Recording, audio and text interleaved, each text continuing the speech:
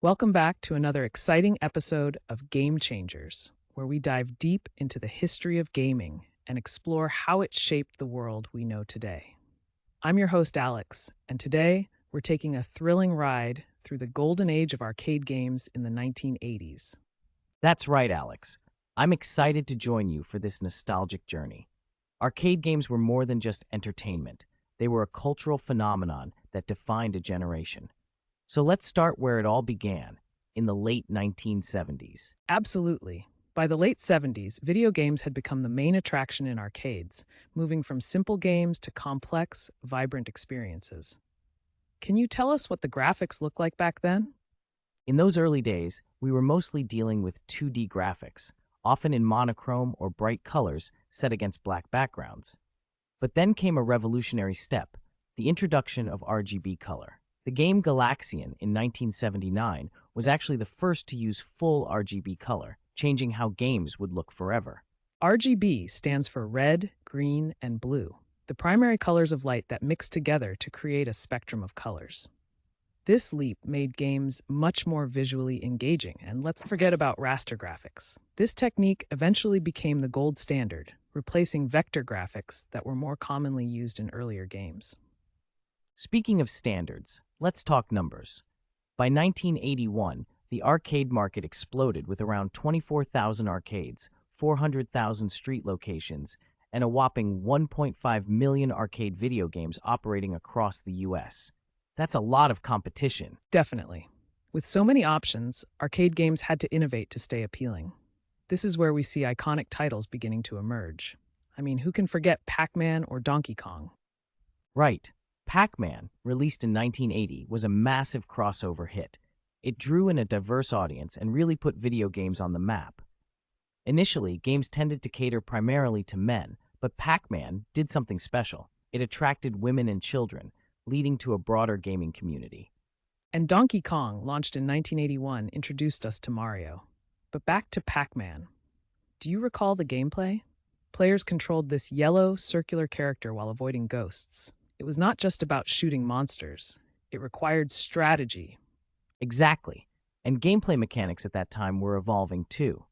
Games like Defender, for instance, featured mini-maps for off-screen events, enhancing gameplay strategy.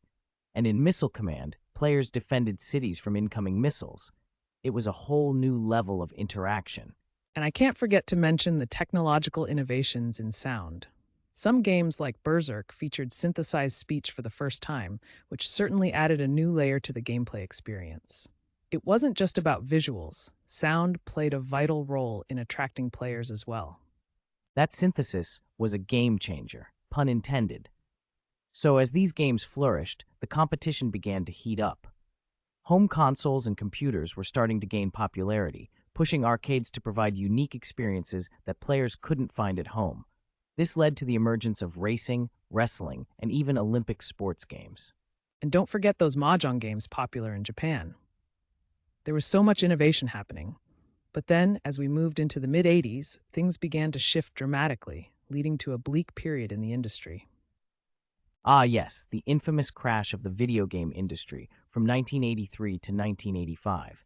This was a time when the once thriving arcades saw closures becoming common, and the market spiraled into decline. What happened? There were a number of factors. First, the market got oversaturated. Too many bad games flooded the market as new companies popped up, eager to cash in on the boom. This resulted in a loss of consumer confidence. People were getting tired of poor quality titles. Right, and let's not forget the rise of home gaming systems.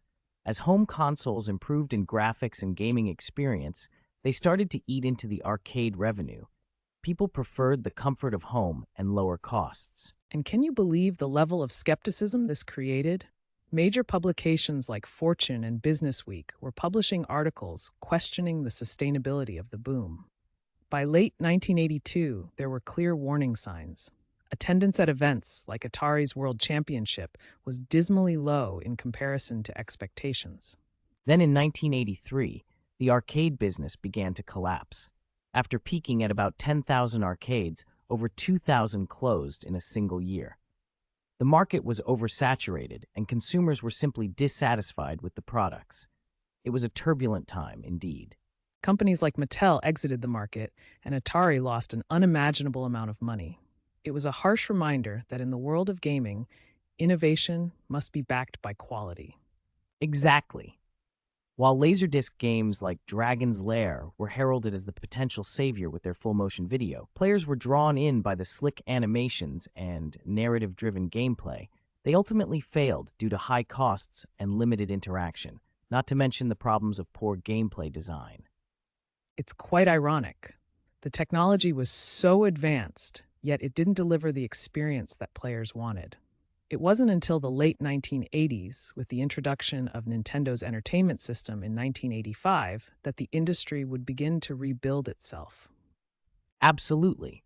The NES, or the Famicom in Japan, rejuvenated interest in gaming and set the stage for a new era in home entertainment.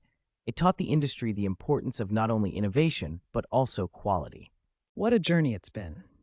From the vibrant, colorful arcades with their pioneering titles to the devastating crash, it's fascinating to see how much the gaming landscape has changed over the decades.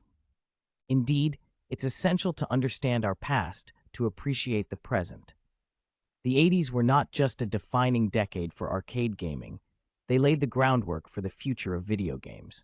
If today's listeners take away one thing, let it be this. In the world of gaming, evolution is key.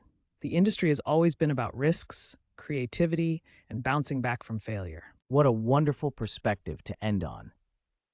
Thanks for tuning in to Game Changers. We hope you enjoyed this trip down memory lane and learned something new about how our beloved gaming world began to take shape. Until next time, keep playing, keep exploring, and most importantly, stay curious.